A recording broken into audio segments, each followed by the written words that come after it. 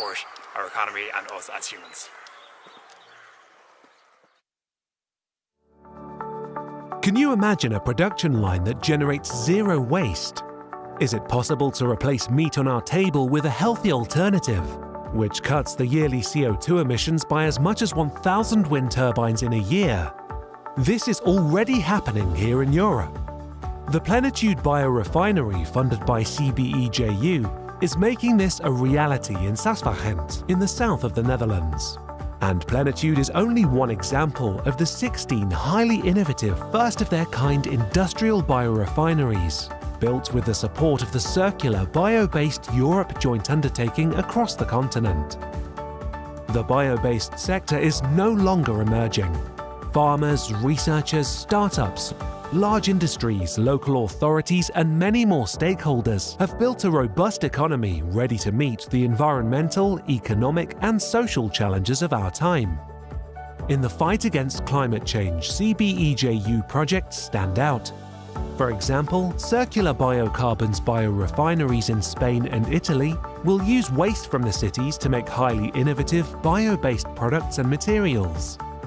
Another example is Resolute's first-of-its-kind biorefinery, producing biodegradable and better bio-based alternatives to chemicals. We're facing the stark reality of climate change, and innovation like styrene manufacturing is part of the solution. The European bio-based sector taps into the wisdom of nature to spark innovation and bring it to the market. Take lignin, nature's glue, making up about 1/3 of trees and allowing them to thrive. The Viobond biorefinery in Latvia and the Sweetwoods biorefinery in Estonia work on extracting lignin from wood side streams to produce sustainable bio-based chemicals for diverse applications.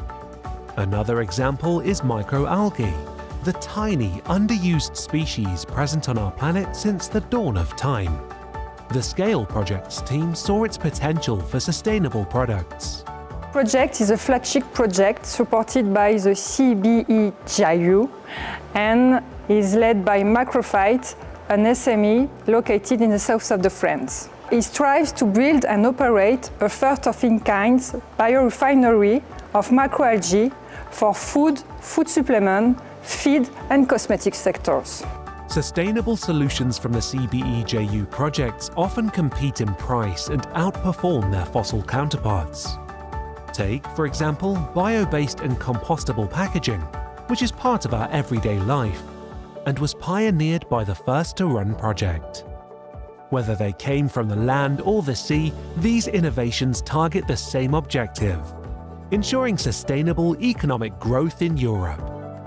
The CBEJU community of over 1,000 organizations spans across Europe. Since 2014, more than 160 project teams have already created over 150 innovative bio-based materials and over 50 new bio-based products. Small and medium businesses are developing technologies and business models to drive Europe's green economy. Let's take a look at the After Biochem biorefinery in the Grand Est region of France. It is turning the underused byproducts of sugar refining into valuable components for fragrance, cosmetics, hygiene, and other industries. The plant has created 60 direct and some 200 indirect jobs in manufacturing, construction, and engineering, and provided additional income sources to local sugar beet farmers.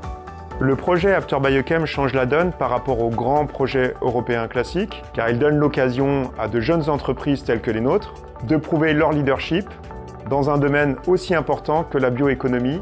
La rupture est donc double.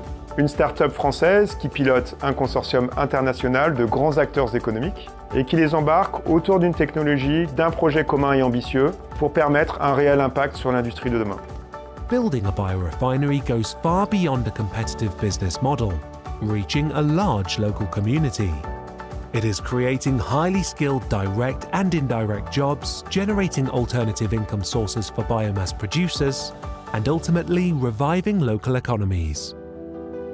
Meanwhile, on the Italian island of Sardinia, local farmers provide vegetable oils from underutilized crops to the first to run flagship biorefinery, which produces such bio-based products as compostable coffee pods, polyester, cosmetics, and plastics. From east to west and north to south, the bio-based sector is leading Europe's circular revolution. Together, we're building a competitive circular bioeconomy, working hand in hand for a sustainable future across Europe. In each seed we plant, in every sustainable solution we cultivate, lies the promise for a better, greener world.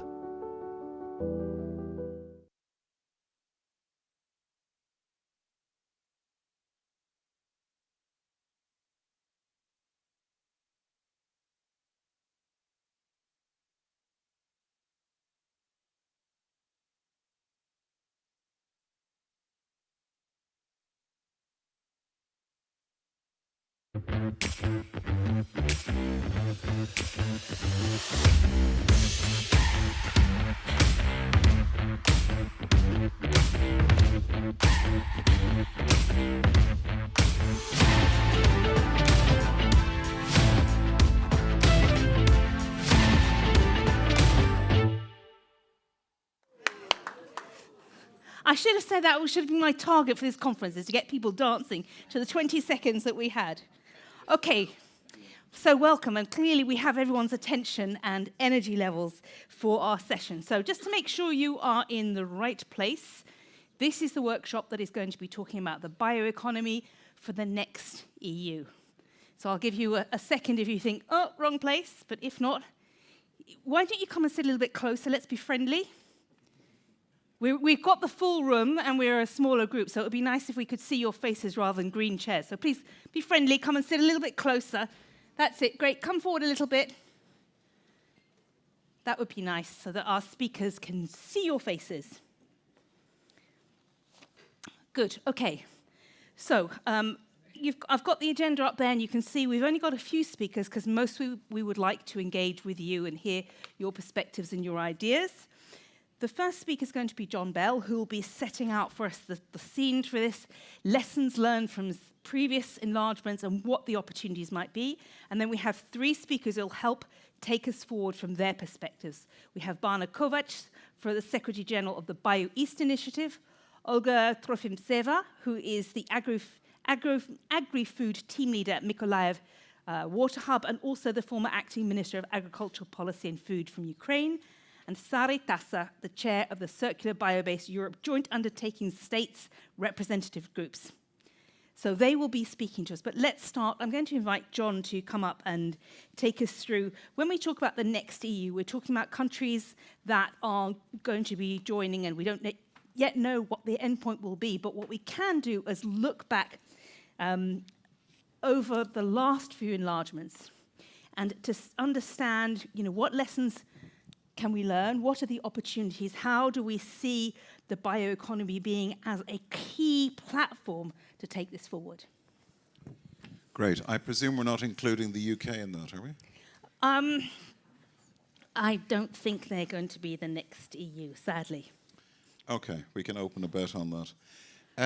When I was a young official, which is a long time ago, I spent the first 10 years of my work in the Commission working on and with Central and Eastern Europe. I was the Poland desk and the guy who wrote the Commission's opinion on Poland's membership. And we were deeply immersed with our peers in Central and Eastern Europe in trying to imagine what we all needed collectively to do to make the next version of Europe work. So the next version of Europe is not this version with people added on.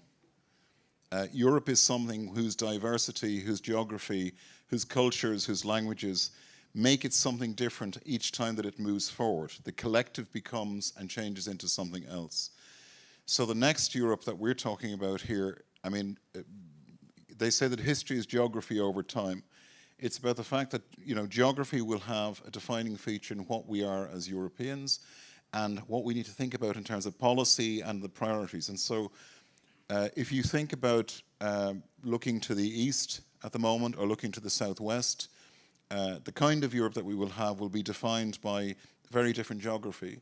And in terms of the policies that will be there, in terms of the fact that the European Union will in any case have to be more autonomous because of the world that we're in. So we will have to have a resilient bioeconomy.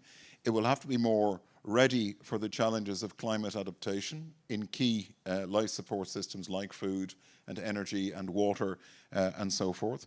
We are going to have the ability to generate growth and jobs in real places and not just in the golden triangle at the centre, right across Europe, if people are going to buy in to the kind of transitions that we're doing.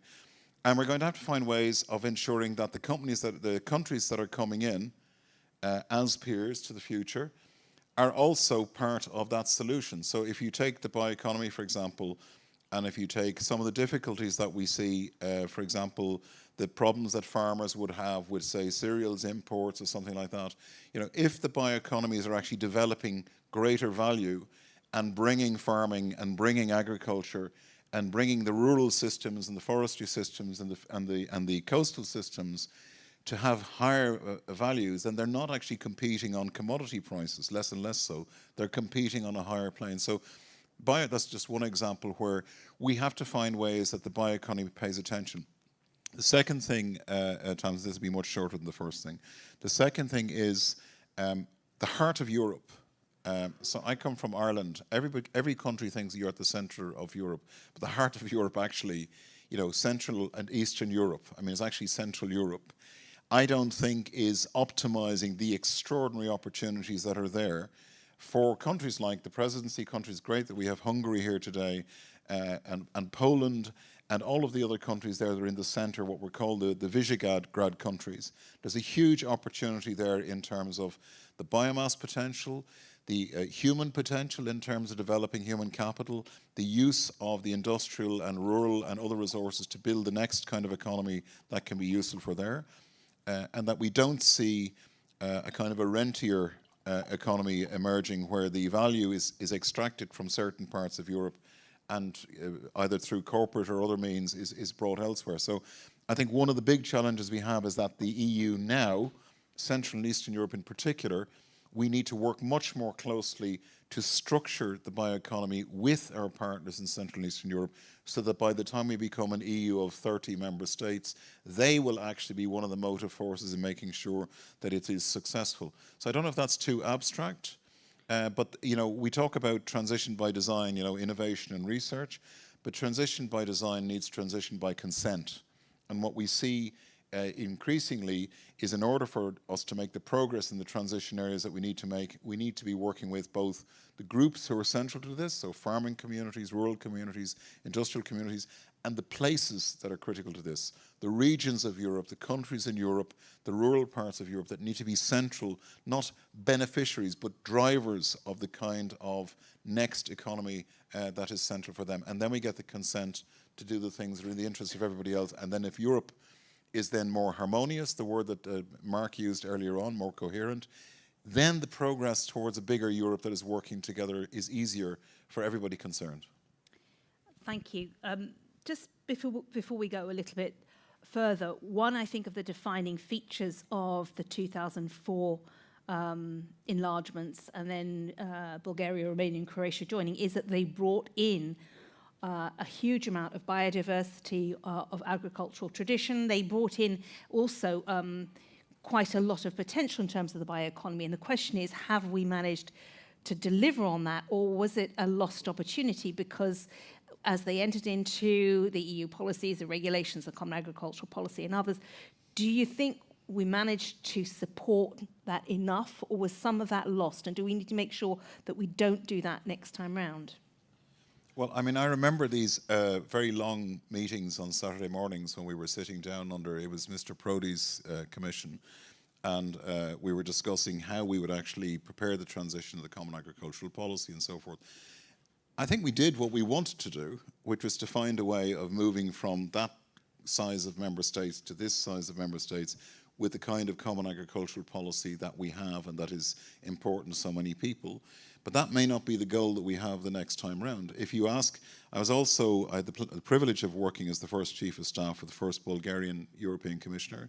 So I'd spent quite a bit of time. Bulgaria is a wonderful country, and if you go to a place like, some of you will have been in the Plovdiv event last year. If you go to a place like Plovdiv, and Plovdiv was Thrace in the Roman times, it was the center of the food basket for Europe. and it should be a central motor of the bioeconomy. And what you see there is all of the pieces are there. Remarkable educational institutes, fantastic young people who would actually like to build their lives there and not have to go to some other part of Europe. Huge natural resources and all the rest. And a lot of it is about pulling things together. So to actually pull the things together, and you will see there's some very obscure terms like the regional innovation valleys for food and bioeconomy. These are going to be attempts to kind of structure the clusters that are there and build and structure and enable what is actually there to have its potential. So if what we're looking to do, Tams, in the next time round is simply multiply what we're currently doing now over more countries, you know, we can do that. If you get enough suits in a room, they'll find a way of doing that. If we're trying to have a genuinely transformative enlargement and learn from where the potential is, then we need to bring research and innovation and finance and all of the other instruments that are there and imagine what these places should look like and where should we be seeing motors of the bioeconomy, you know, biorefineries, value systems that are different, young people getting the, you know, state-of-the-art curricula and training, and people working on the land, really getting huge supports to move into what will be an extraordinary opportunity for these countries, or business as usual. It's a choice. Thank you. Well, I think you've given a lot of food for thought, because we're now going to ask you if you can go to slido.com, and we've put the QR code, and I hope it's readable, because I heard before the break if you tried to take a picture of the QR code, part of it was missing. So here you've got the nice QR code, because the question we're asking you to do is, we're going to create a word cloud, is what comes to mind when you think about the future of the bioeconomy and its role in the next EU. And John has given you some ideas to think about, well, you know, in terms of an area of opportunity, of skills, where you've got this sort of top quality curriculum and education, you've got access to finance, there's real possibility to create innovations and SMEs that keep the value in the land and create a viable future for young people in those areas. So what comes to your mind? Now, you've made a choice. You've chosen to come here where we're talking about the future of the bioeconomy in the next EU. So there must be something in your mind. There was a reason that you chose to come here. So what are the things that are on your mind when you think about this key issue? So thank you. We are starting to get some messages coming in. Skills is right in the middle that's coming out, and your message, John, that it will be different, and it needs to be different, that it's an enabler, that there's priorities and opportunities, and it could be a boost for bioenergy, but you've got this question again about democracy, and John, you made that point. If it's not reaching out to the rural communities, if it's not giving an opportunity, if people don't feel like their lives are going to be better, then the project has failed. So thank you again for linking that up. So people are highlighting the opportunities for development, for collaboration, for jobs, for innovation. It's a great opportunity for farmers, by farmers. There's complementarities. So we've got some really positive stuff coming up, but a couple of questions. Somebody saying sustainable? Yes, no. Also questions, you know, you need to deregulate in order to make things happen. We need a holistic approach and concrete solutions. Okay. Welfare and this issue of the social and just transition, the fairness is also coming through, but thank you for coming forward with some of your eyes. Persistence of fossils, I think so. Again, there's some challenges there. People are wondering whether we will really be able to do that. Well, could we plug you in and use you as fossil energy, John? So here are some of the ideas from our audience, what you're thinking about the future of the bioeconomy and its role in the next EU. So maybe let's focus in on that bit in the middle about the just transition, because I think that's, again, going to be key. Is the value going to stay in the region? Is it going to result in quality opportunities and jobs for young people? Will it balancing so that the farmer or the forester is not at the end of the value chain, the most vulnerable and always the squeezed part?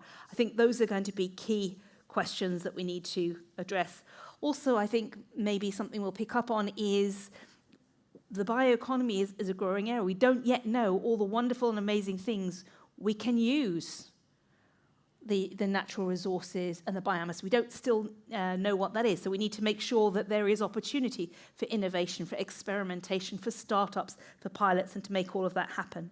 So now, as we're getting these messages from you, I'd like to invite my speakers to come and join me on the panel so we can explore that. So could I invite Bana, Olga, and Sari to come and join me so that we can start to take this forward. Thank you. And John, you're welcome to stay or to go. It's your choice. You want me to go? No, you're most welcome to stay here, but I'm releasing you from your sort of responsibility in the yes, you can enjoy as a participant. So welcome, and we had lots of great input from the audience, some fears, some concerns, a lot of hope, a lot of sense about opportunities there. So Bana, I'm going to start with you if I can. The bioeconomy occupies a sweet spot between regional innovation and sustainable development. So how does BioEast position itself as a catalyst for implementing bioeconomy policies across the wider and enlarging countries? Thank you very much for the question. We are talking about quite a few years, since 2016-15, when we started to discuss about the BioEast initiative. So your question a little bit asks me to how I can wrap up what we were doing and what we will do in the future, or what the BioEast's role in this whole setup. So it's that's a difficult question. In short, if I would like to answer to that question, I would see that the BioEast initiative is a bridge. It's a bridge between Europe and the European level and the national level. And that bridge, which might some people say that we had an accession since 2004, should not be there. There are the member states, and there is a European level, and we should understand what is happening at the European level. But let's face the reality. It's not so easy, especially for small member states, to immediately jump in a European scale way of thinking. One of the colleagues yesterday were saying a little bit about this, there's a Champions League and how to jump in the Champions League immediately. You cannot, you have to prepare for that, to be prepared for that. And I think that's my short message. On one hand, the BioEast sending signals towards the European level, and also the BioEast initiative sending the signals to the national level.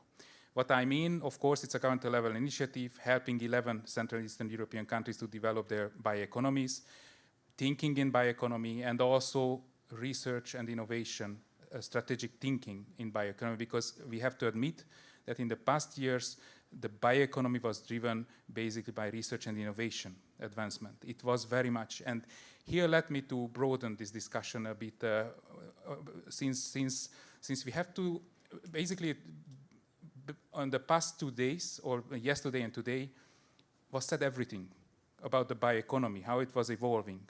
But then what was for the Eastern Europe, that we have to digest a little bit. And I think here we have to broaden this discussion in a sense that talking about the history of European Bioeconomy Strategy Action Plan since 2010, first few years it was basically about talking about between different sectors at European level.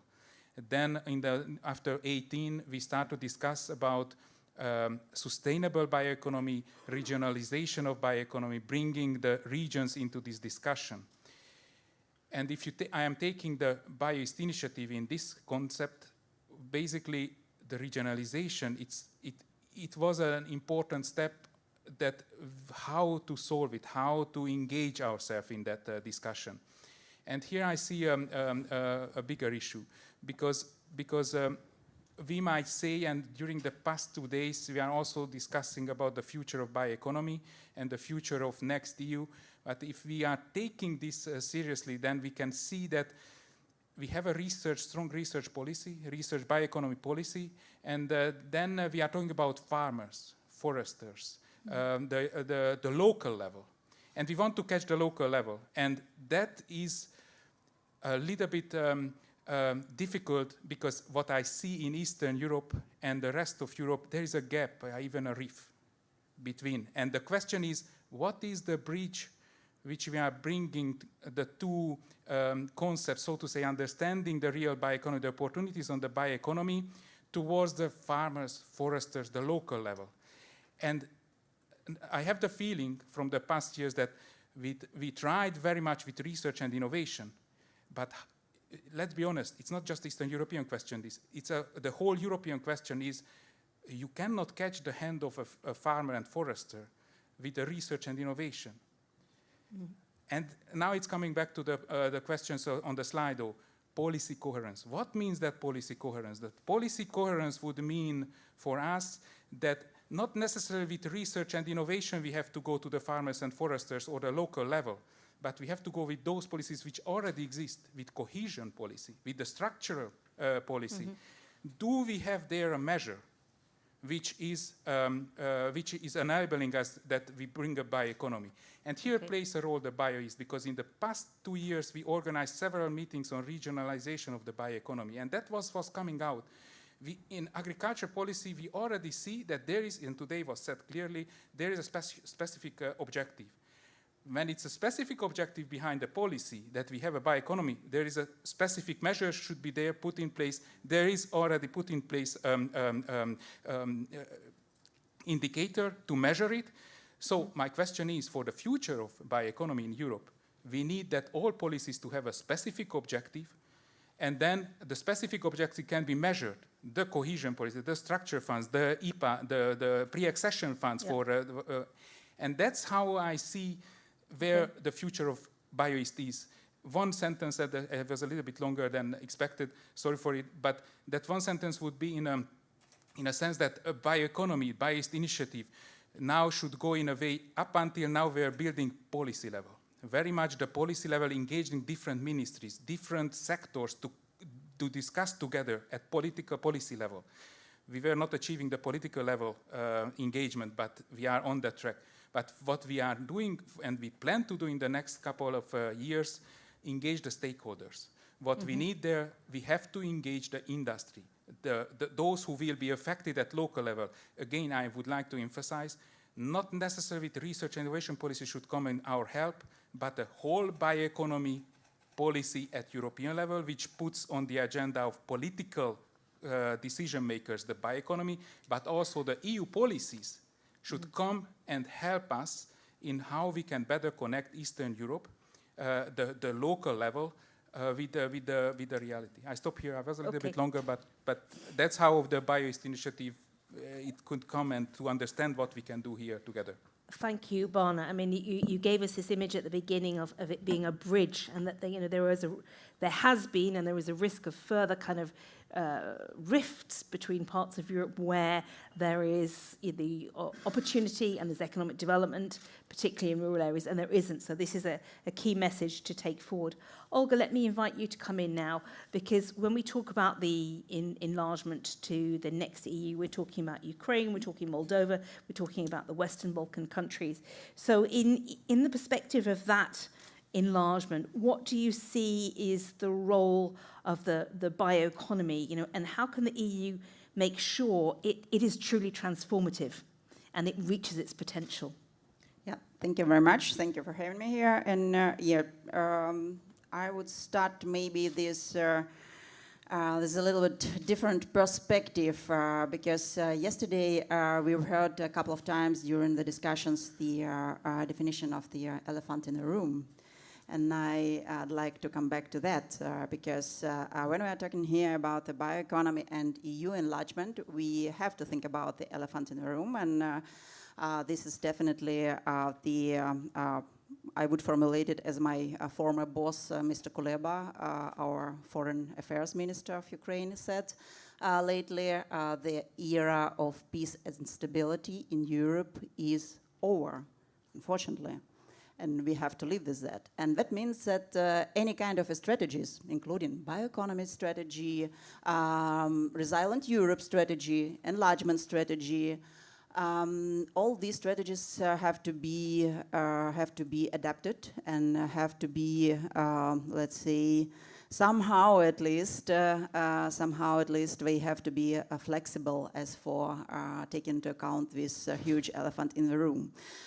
Because without taking into account this, again, this main point, I would say, or main challenge for us right now, it would be difficult to imagine that beautiful EU that was proposed yesterday for 2050 with a cup of coffee, etc., etc. And as for bioeconomy per se, I must say it could maybe also sound for you sort of strange when I'm coming from there. Just a couple days ago, came from Kiev and their country torn by this military aggression of their neighboring state, but nevertheless, you wouldn't imagine maybe the farmers, and not only farmers, but many stakeholders in Ukraine are thinking about the bioeconomy, we are thinking about the circular economy, and they are thinking about the strategies of joining EU. And here I'm bringing the main maybe point, which I would like to stress here. This is a building back better, or in general, recovery in a building back better framework. What does it mean? That means that, well, you're hearing that in the news now, maybe not so often, but nevertheless, that many industrial objects, unfortunately, are destroyed in Ukraine because of the military actions, because of the airstrikes or artillery shellings. We are suffering from all that kind of things every day, and this is a little bit cynical to say such sort of things, but I said it already like in 2022, but you know, guys, okay, when we survive as an independent state, and we're gonna survive, I'm absolutely sure about that, and if we are going to join the European Union, so that means for us maybe the great opportunity, because a lot of the outdated Soviet time era industrial objects or value-added chains are now not valid anymore in Ukraine. And that means we can start from scratch in many areas. Again, it's a little bit cynical picture that I'm proposing to you, but this is unfortunately the reality and the fact in Ukraine right now. And this is exactly the opportunity for the European Union as well. Is the enlargement of the EU, or the next stage of the enlargement of the EU, the challenge both for EU and Ukraine? Yeah, definitely, absolutely. You see it right now again in all the news from the Polish-Ukrainian border, etc. And I'm absolutely agree with a colleague from the European Commission, from the DG Agri, who said that we have to talk about the opportunities again, not the problems which we have right now or which we had in the past. So because Ukraine can propose for the European Union a lot of things, not only the raw materials or let's say grains or oil seeds and exports of them, but really like a huge foothold for the bioeconomy with the biomass, with the soils, okay, which are now degrading because, again, of the military actions and all the things which are happening to them. But nevertheless, it's a huge opportunity for the biotechnology development, for the smart farming, let's say, field and niche, etc., etc. So there are a lot of spheres which are not really tapped yet. And again, bioeconomy, what is a we do have the understanding of bioeconomy in Ukraine and what can it bring to us as a country and different sectors, and it was already mentioned by you, Barna. We do see the lack right now of the multi-level dialogue and multi-stakeholder dialogue with Ukraine. What does it mean for me? It means that, for instance, at the next Bioeconomy Changemakers Festival, I would really love to have Ukrainian champions of bioeconomy, etc., and young students and researchers who are already in this field.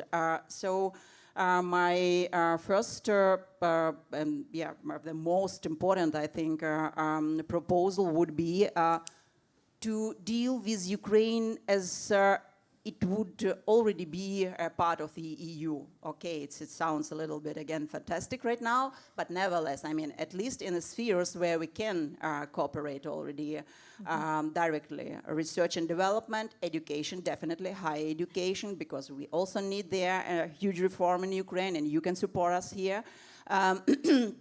And we are champions, by the way. Ukraine is really, in many fields, I would say, ahead of the EU with digitalization. And what we see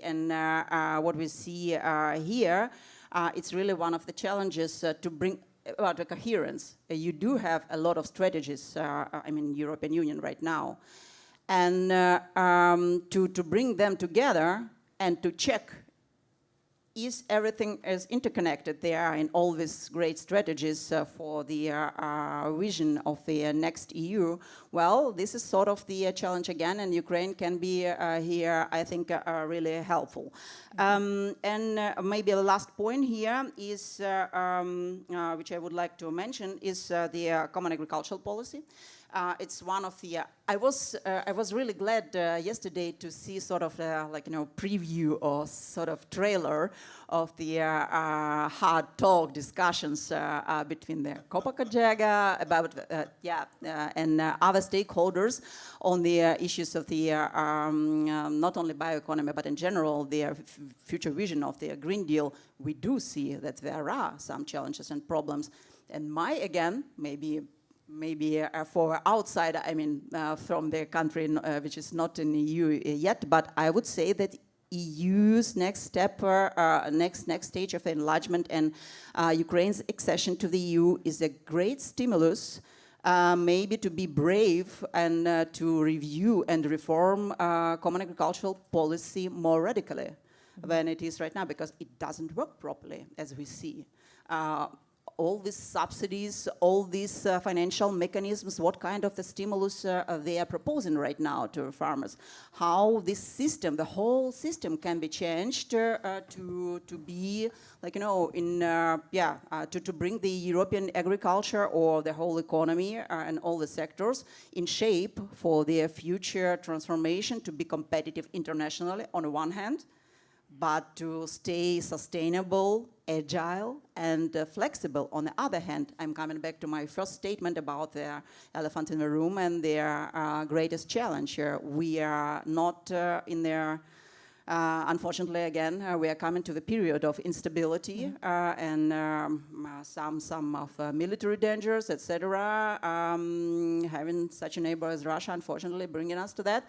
But we have to work further on all these great things like sustainability and Green Deal. But again, this take into account all these challenges and difficulties. So thank you. I will stop here.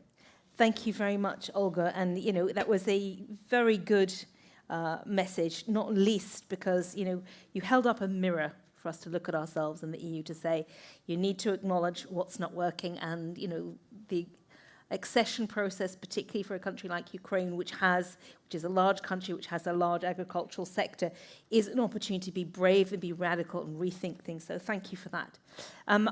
You can see that we're starting already to get some questions in via Slido, so you prepare your questions and send them in, and our panel will answer them. Sari, let me come to you because you're working in the joint undertaking, and one of the purposes there is to sort of broaden participation, engage more people within the bioeconomy, particularly a circular-based, bio-based sector. Can you tell us, in your experience, what works well? How do we bring more people into the tent? Well, I think it's very easy to join all the previous speakers and say, well, that's why. But I take it as granted that most of you know what CBE joint undertaking is. It's circular bio-based Europe. So we are taking half of the elephant in already there. And it's a funding and collaboration body with the Commission and the companies joint undertaking. And as a state representative group, it's one of the advisory bodies for the CBE work. And our role in this widening strategy is to bring the message to member countries where we work, our companies, our researchers and our politicians, what's going on. We should collaborate with national contact points and communicate about the best practices we have seen. So some countries have very good and efficient system for that already, and you can really see it on the results of the applications. And more is needed, and that is the idea of the widening strategy. We need more collaboration throughout. I have a kind of funny, twisted nature to see a lot of positive things in negative things, and the widening strategy has collected a long list of bottlenecks, and then of course corrective actions. But more we do, more we learn how things should be doing. And one of my recent experiences indicate of license to operate is also needed. For example, in Finland, it works now, the new strategy works well within the stakeholders and the public sector to talk about it. But for real actions, we have a bit less possibilities. Then the issue is not a lack of knowledge either, but more the attitude. We need tools to bring innovations to the use. Bioeconomy and nowadays also biotechnology are enjoying strong R&D support, but also the next steps are needed. So we are talking about this industrial policy and coherence need there to take them to the next step. We need to renew European industry. That's kind of another half of the elephant, I think.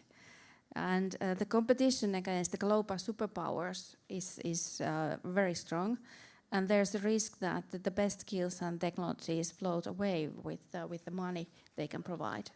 I think that is a true risk. The other example why bioeconomy is very much bridging strategy comes from the interaction with the primary production, as we heard.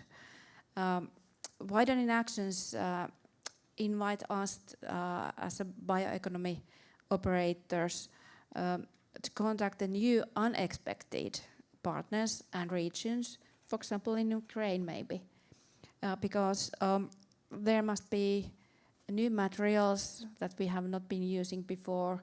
Maybe they have the test equipments that I don't have at home, or there are skills, intelligent people that I need to fulfill the idea I have.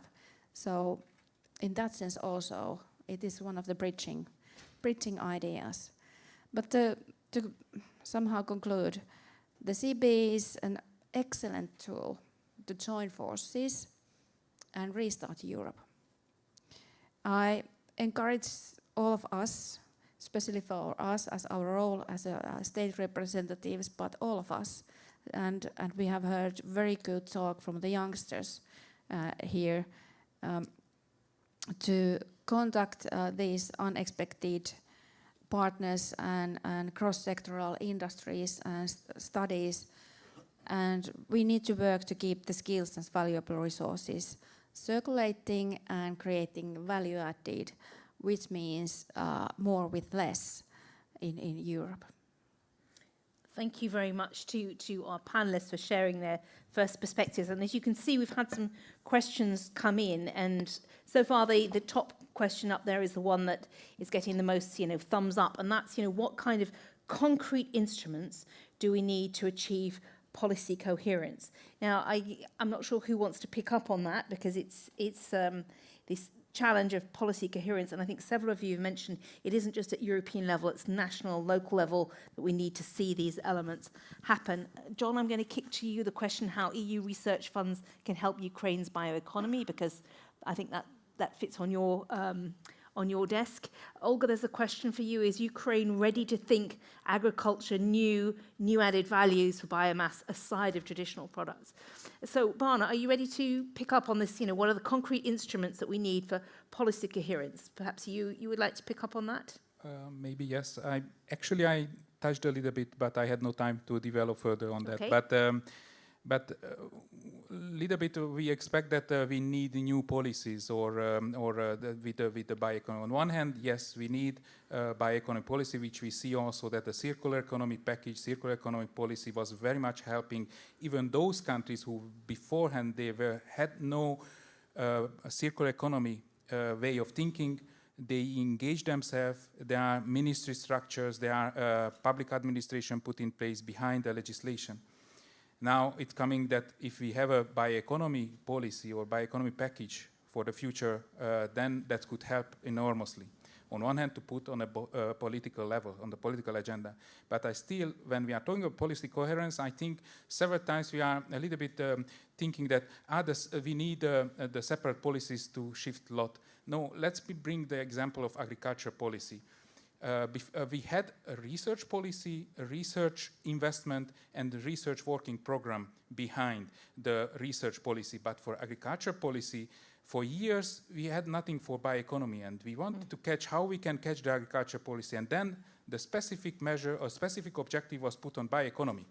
And when the specific measure was put, then the CAP, the Common Agriculture Policy, was able to, so to say, react for the bioeconomy, to set investments for the bioeconomy. Now I am a little bit approaching this policy coherence question from this angle. If we would have some specific objectives in the specific policies, European policies targeting the bioeconomy, then most probably we should achieve slowly by slowly we can get there that from each policy, from each investment, we can have different type of investments we can combine, and then we have a more coherent approach. That would be my immediate answer for that. Thank you. Just should remark, for instance, in case of Ukraine, and very practical and pragmatic one. Right now, one of the European Union projects are helping the Ukrainian Ministry of Food and Agricultural Policy and Food of Ukraine to write the strategy for the development of Ukrainian agriculture. It would be nice already to include there or to put there their bioeconomy pillar, definitely, because if it's not there, I mean, we will again have in 5 years a question, there it is. And this is about the very practical issue of coherence and cooperation. Thank you, that's very concrete. You wanted to come in now and then I'll ask John to respond. Thank you. One of the coherence things is that it's not just bioeconomy strategy that is affecting the bioeconomy or CAP or so. There's chemical regulations and many, many other. So I hope that here in Brussels, you should not have so big hurry to make new regulations or strategies, but study them a bit further, their effects on different kind of actions in somewhere else. Especially bioeconomy has been voluntary-based work and not the regulation. And it seems to work a bit easier than the 4-year quick cycle regulation work. So a bit more study and a bit more collaboration. And I think the member countries are more than happy to help. Okay, thank you.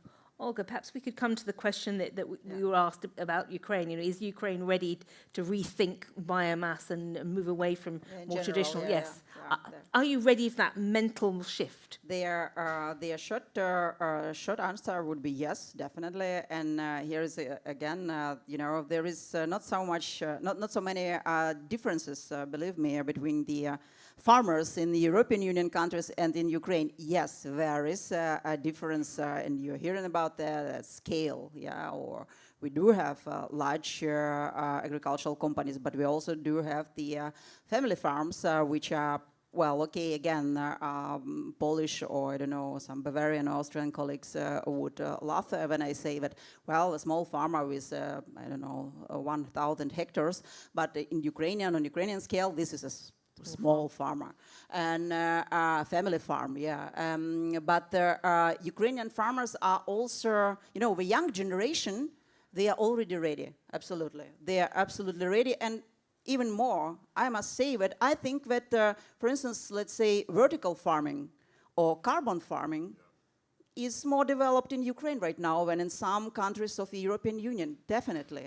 They are already there. We are already in all this, or bio-based fibers development, or processing of the, I don't know, production of different kind of the proteins, etc. So they are looking for that niche. And here is again this remark about the elephant in the room. The large-scale war of Russia against Ukraine also, I would say, put it to Ukrainian farmers under pressure to rethink their agriculture and their production in a sense to look for the new niches. And here we come. And yet, right now, this is a niche. But maybe in the next time it would be like their normal production or their main profile of the economic activities. So we are right now in this process of thinking, and that's why I'm saying this is exactly the right time for the EU to be more active on the different levels, setting up this policy framework and ending up this more flexibility for regulations and for including some of the Ukrainian, I don't know, even production and facilitation of the joint ventures in processing, in R&D, in biotechnologies, etc., to include Ukraine in all the value-added chains within the European Union already. So the process has started, definitely, but what we need from the European Union, again, be less scared, I would say, of of our eastern neighbor and all what's going on right now in Ukraine, but to be more concrete and pragmatic on concrete issues and concrete topics for the cooperation and supporting the Ukraine on this way. Thank you. John, I'm going to invite you to comment, because we've got a couple of questions in here that I think you're very well placed to answer. There was a specific question about Ukraine's access to RTD research programs. But the top question at the moment there is, what past mistakes should we not repeat during the next enlargement? I think you touched on them, but maybe you'd like to add in it. And there's a very challenging question. If the next step in the bioeconomy is policy coherence, is DG RTD the right place to lead that? And perhaps that's already answered in the sense, yesterday we had the Secretariat General here. So, but you might want to comment on that. That's an easy question. Of course it isn't. Okay. It's not a research and innovation strategy. We're one of the reasons why we've been active with all of our colleagues in holding the line here. We don't have regulatory skin in the game. One of the great things about research and innovation, you can also take risks, you can try things out, you can do things at scale, because at the end of the day, we're not regulating in a strict way. But of course, if it becomes, the main answer to most people's question is the next commission has to put the bioeconomy, sustainable bioeconomy, as a convening, bridging policy, as a way of doing and competitiveness and sustainability, and again, rebuilding trust with parts of society who feel left out. And if that is done, it has to be driven centrally in the Commission. It has to be driven politically at a very high level, and that requires leadership. So the day in which RTD is not the place that is trying to lead this will be a great day. We can celebrate that, and probably many of you will too. It doesn't mean that research and innovation will not be a key part of that. The other question you were asking me earlier on, the past mistakes about enlargement, I'll get back to that in a second, because we may not have enough time to go through the past mistakes of the last enlargement. Sometimes we don't know what they are until it's later. Late. I think the main thing is not to think about it as enlargement. I'm seeing an Irish colleague in the room. There's a discussion. I'll give you an example. In Ireland, there's a discussion about the future of the island, right? If you think about things as the things that are there now, one competing against it. No, you've got to think about the next thing is a different thing. It's the next version of the European Union. It's not an enlargement of the European Union. For me, it's always been a homecoming. It's a return of Europe to, and for all of the countries and peers who make up this continent of ours, to a set of values, to a way of being, to a way of supporting one another, to choosing interdependence instead of elimination, which is the battle that Ukraine is making on all our behalves at the moment. So I think it's not an enlargement. I think it's a refounding of the European Union in a proper way. Be glad to know, Olga, when I was Poland desk, I got into trouble in 1996 when we were asked about what was the strategic mistake we were making. I said, because we don't have Ukraine at the same level of Turkey in our future ambitions, and I was told, you're completely mad. But there you go. That was my mistake for not doing more about it. So I think that's the main one. It's a habit of thought. If it's simply a consolidation or negotiation of incumbent privileges or rights, it doesn't work. And also, I would put people more at the center of the next thing. So one of the things that has been difficult, great but difficult, has been the way in which population flows have moved. Like a lot of the people that the next economy is dependent on in a country coming into the European Union, sometimes they leave. And you have this skills gap. I think this is really important. It's also one of the fears that underpins some of the criticisms there is of European integration in parts of Europe. So they would be two simple things. I mean, there's lots of complicated ones. So there's no barriers, but that's not enough. So I think what Barna is talking about in terms of we need now to really structure and organize the bridge. It's not just with the Ukraine, it's between these parts of Europe and their future in the bioeconomy and the potential. I think BioEast is the first attempt to try and move in that, but for example, if you're thinking about imagine there was a partnership in the next framework program. Let's just imagine that for a moment. There were to be a partnership, a structured organization of cooperation between member states who would invite the Commission to form a partnership, for example, to do lots of the things we're talking about here, as a critical motor both of what we need in Central and Eastern Europe and the preparation together for accession with Ukraine. Very practical. Well, the member states there would have to invite us. They would have to get organised. They would have to put the resources in place. They would have to say, this is what we would like to do. And then we would use the RNI funding machinery to do that. I think that's a really practical way of moving forward. But it doesn't come from the Commission. It has to come from the BioEast countries. So I think a lot of things can be solved that way. And then there are the existing mechanisms.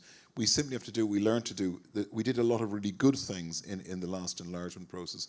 And one of them is, as I think Olga said, is to start thinking about countries as our fellow peers and members now, and in some way in the regional innovation, food and bioeconomy valleys, in what we're talking about in the skills agenda under the different parts of education programs, and Marie Skłodowska-Curie, and the different outreaches, for example, on missions, and all of the things that we're doing is to try and find a way. I think the phrase we had here yesterday was structural inclusion. Try and find structural inclusion, and then work out with Olga and our colleagues in the other countries in the region, what is the best way for us to say things that help to move the thing forward. What Sari was saying earlier on, that the resources, there's many resources that are there, but they're simply not made accessible. So there needs to be, like, which levers or buttons do we need to be pressing in the right language, in the right places, to make sure that it's not just words, but that the money that's there, what Barna said about specific measures linked to specific objectives in specific programs and with specific pressure from the institutions. And last but not least, the question, do we think the youth are too idealistic? No. I think they're not. I think they're very anxious. And anxiety anxiety, number one, is not a policy, but I think it's not misplaced idealism to think that the causes, the structural and systemic causes of your anxiety need to be addressed. I think that's pragmatism. And I think if youth aren't idealistic, then it's wasted on them. Thank you. Barna, I know you wanted to come in on this, and there are a couple of issues there, particularly one about if we haven't managed to build the bridge with the current eastern part of the Europe, how can we be successful next time? That goes to a lot of what you were talking about, creating the relationships and the conversations. Yes, that's what actually I wanted to emphasize, on a sense that we are talking, and probably the big mistake what we can do with the enlargement, that we again start to think in, so to say, in bits and pieces and countries and policies. And then now I put a question, and I would like to highlight that after the 2 days discussions, we are in a momentum. This is a momentum on one hand when a lot of EU institutions are changing, but there is a momentum when due to the lot of crises, due to the wars, we are rethinking our future of strategic autonomy of Europe, food system security, energy security. And if we are talking about digitalization, we are talking about, and let's put this here also because it has to be, it was on the first slide, or the people are scared. We have a problem in a society, we don't know where we are going. The future, it's in question. The people of the citizens, they don't know where to go. And now I put this as we are in a momentum, in a sense that we have to build a bridge. And this bridge, it's towards the whole Eastern Europe. Eastern Europe as bio-East countries, Ukraine, Moldova, Western Balkan countries, the 6 Western Balkan countries, what they are bringing in the EU. So we have to rethink the role of Eastern Europe in this context, because Eastern Europe is bringing their soil, fresh water, natural resources, ecosystem services, which we badly need for the future sustainability of the whole Europe, for autonomy. We need their food system security, what is bringing Eastern Europe. That's what Eastern Europe is bringing in. And then the question is how we use this opportunity. And this opportunity can be used only if we bring back their knowledge. But we miss knowledge. We miss the real structure, the bridge which I was thinking, that we can actually catch the hands of the locals. And that would mean that we need to bring the already having knowledge in West a little bit closer to East. And that should be, and I fully agree with John was saying, that we need a bigger partnership, a structure which is bringing towards East, and maybe, as it was rightly said by the former minister from Ukraine, we also have what to bring back to Europe, because it's not just biomass, it's not just resources, but sometimes there are digitalization things which we are a little bit ahead. And those things, that bridge has to be built up. And that's what I missed in the past years, that yes, there is a research policy, and why we are not participating. We are not participating because that level of macro-regional level was missing, to understand, to make it understandable for those people, for those institutes, stakeholders, how to catch up with the, so to say, Champions League.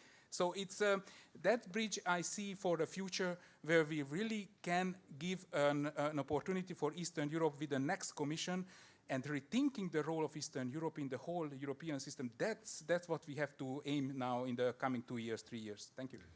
Thank you. Olga, yes. Yeah, here is an interesting question about how can we expect Eastern countries in Ukraine to prioritize bioeconomy when they are facing an ongoing war. I don't know from which country their question is coming, but I would not be so optimistic, guys. I have a privilege to listen to Mr. Putin without translation, so where war can come very closely to your home, to your own home. So, okay, the first need is definitely to enter up the war in Ukraine and to not let Mr. Putin and Russia win there, because otherwise we will see absolutely a horrific turn of their history for the Europe, because okay, Eastern countries, is Hungary Eastern, Poland, or Baltic states? Are we Eastern enough? Or no, because we are on the agenda.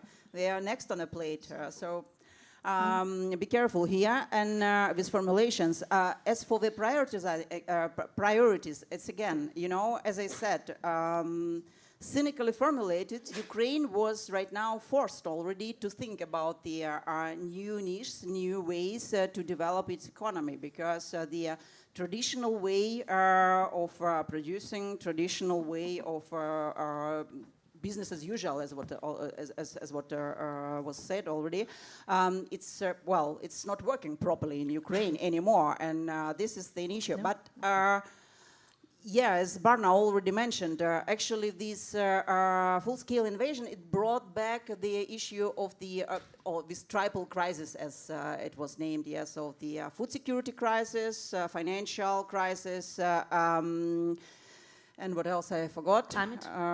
No. Demographic? Sorry? Energy? Energy. Energy, exactly, energy crisis. So this is triple crisis brought us again to the really to think differently about what bioeconomy means. And this is about this autonomy. This is about, as I said, this is about growth versus sustainability. This is about the agility or resilience versus effectiveness or productivity. All these things should be discussed right now very directly and very openly and very, let's say, in a very transparent way. And it's not only the question for Ukraine or Eastern countries here, but I would say it's also the issue for the European Union in general to put the priorities right here and to put the bioeconomy as one of the priorities, but to put it in the right way. Thank you, Olga. I'm just giving you all a time check. We're about 8 minutes away from the end of this session, and our panel has been really lively. And thank you for all the questions that we've had in. I'd like to ask you another question via Slido, because after everything that we've said, I want you to say, is the bioeconomy a key success factor for widening and enlarging the EU?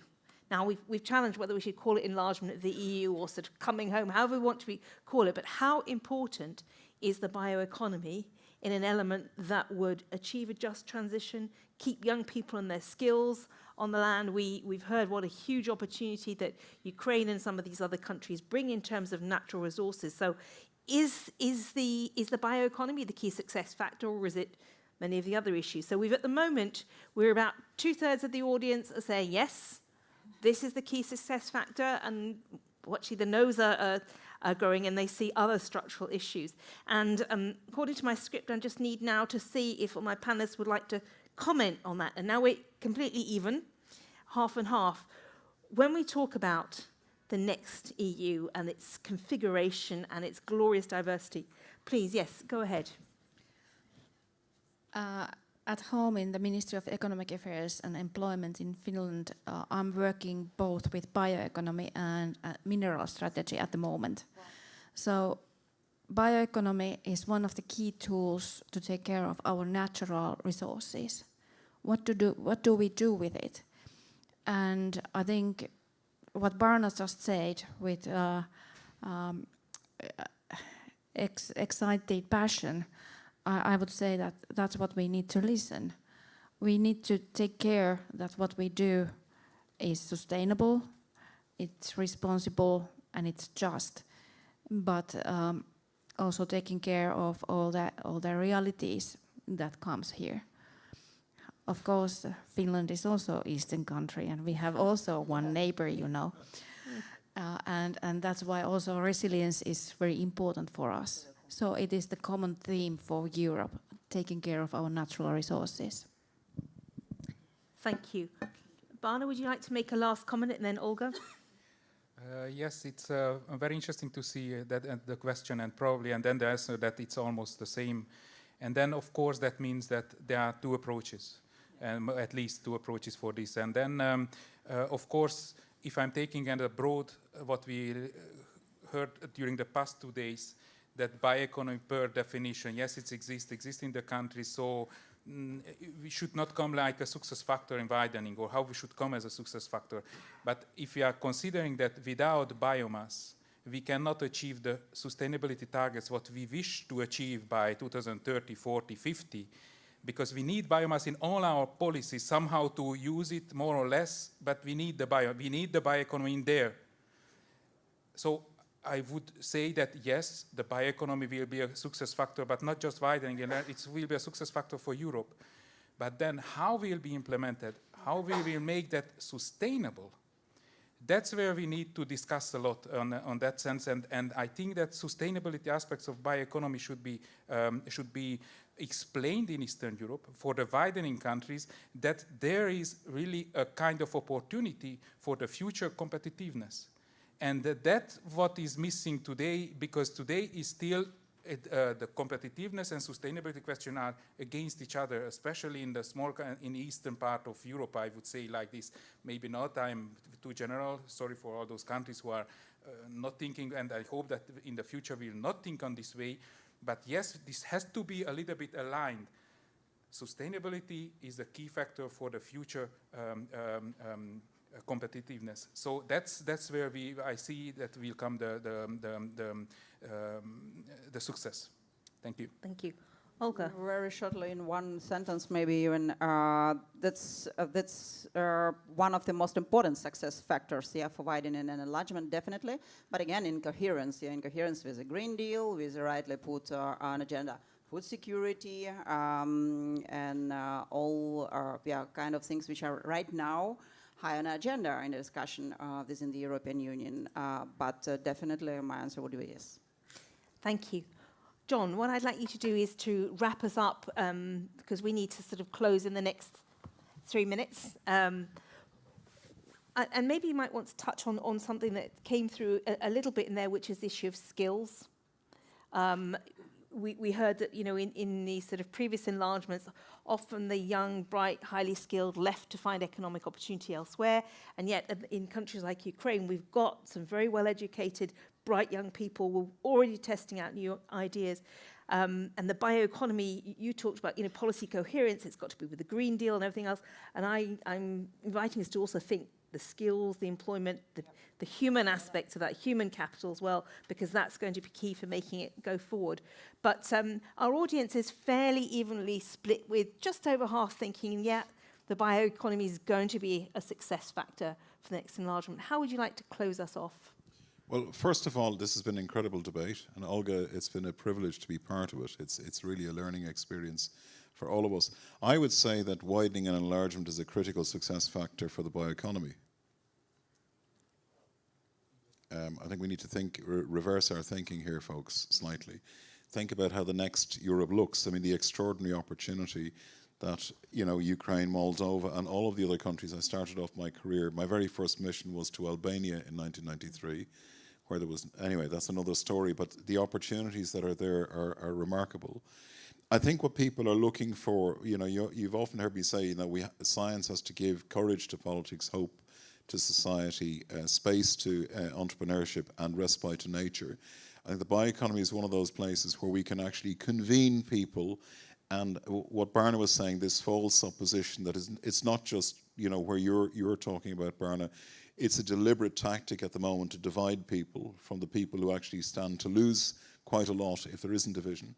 I think the bioeconomy is an opportunity to reconvene people, to reconvene Europe around a, whatever word you want to use, agile, resilient, autonomous, harmonious, because we begin and end with the word peace in Europe. That's what we're for. A harmonious place where we can work out how are we going to get to this better version of what life can be like for Europeans. And so the main thing for me about all of these themes and enlargement and skills and all the rest, we have to start with people. We really have to start with people. I don't mean that in the vague, you know, Coca-Cola sense of dancing around the tree people, but we should start now with the skills and the curricula and the reform of the research institutions so that the people who are the bioeconomists, the farmers, and the people who build the businesses are getting an advanced, accelerated access to the very best curricula, the very best training, the very best skills, the very best connectivity, the very best part of ecosystems up front. We should front load the skills and the people part first, and the rest will follow. And I see Nicola and various people here, organizations like the CBE and BIC, our industrial partners, are running proactively attempts to actually work in different countries and build that. So we need to maybe regroup, I think, maybe in our space. A lot of the actors are at this, and ask ourselves one question, right, how do we bring what we know and what is good about what we do to our partners, especially in Ukraine, but also in the next version of Europe, where the next progress has to happen in the center of Europe, in Eastern Europe, and especially for the people who need to get the quickest opportunity. And we can't wait for enlargement. I hate the word widening. Enlargement, okay, but for, you know, the next version of Europe, a better version of Europe, where everybody's at home and where people can feel secure and prosperous and free. And I'll finish with the word free, because Slava Ukraine is always on our minds. Thank you. Thank you.